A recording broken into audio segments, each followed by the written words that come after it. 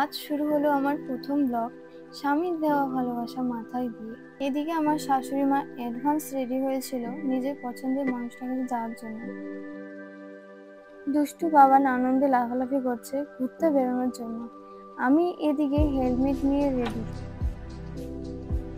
চারজন মিলে বেরিয়ে পড়লাম, যদিও একটা গাড়িতে চারজন যাওয়া উচিত না, তাই মাঝ রাস্তায় শাশুড়ি মাকে ওনার বোনের বাড়ি পৌঁছে দিলাম। আমি আমার নিজের বাড়িতে বৌদির সাজানে মিষ্টি সাজে বাবানকে মায়ের কাছে রেখে বেরিয়ে পড়লাম। আর হ্যাঁ বন্ধুরা, আমার সাজটা তোমাদের কেমন লাগছে কমেন্ট বক্সে জানিও। দুপুরবেলা কড়া রোদের মধ্যে সুন্দর গাছপালাময় প্রাকৃতিক পরিবেশের মধ্যে দিয়ে যখন আমরা আমাদের ডান্স ভিডিও শুটের জন্য যাচ্ছি, তখন এই পরিবেশে একটা আলাদাই অনুভূতি জোগাচ্ছে। পথে পরিচিত দুই সাবস্ক্রাইবার বন্ধুর সাথে দেখা হয়ে গেল। আর হ্যাঁ বন্ধুরা, যারা যারা আমার চ্যানেলটাকে এখনো সাবস্ক্রাইব করোনি, কি করছো? তাড়াতাড়ি করে নাও। না জানি কবে কোথায় তোমাদের সাথে দেখা হয়ে যাবে। অবশেষে আমরা শুটিং স্পটে পৌঁছালাম। আর হ্যাঁ, কারা কারা এই জায়গাটা চেনো আমাকে জানিও। ও মা, এখানে এসে দেখি আশার উপর জল নাকি জলের উপর আশা, কোনো কিছুই বুঝে উঠতে পারছিলাম না।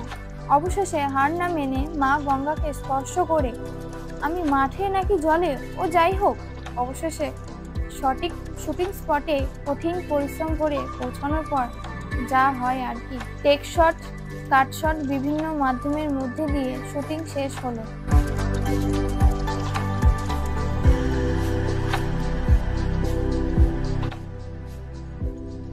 তোমাদের কথা ভেবে পায়ে ব্যথা লাগার পরেও আমি আমার কাজটি চালিয়ে যাই।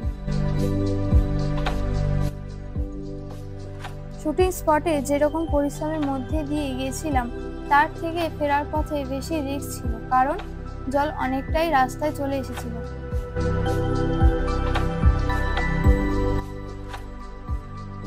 মা গঙ্গাকে প্রণাম করে আমরা আমাদের শর্ট ভিডিও শুট শেষ করলাম।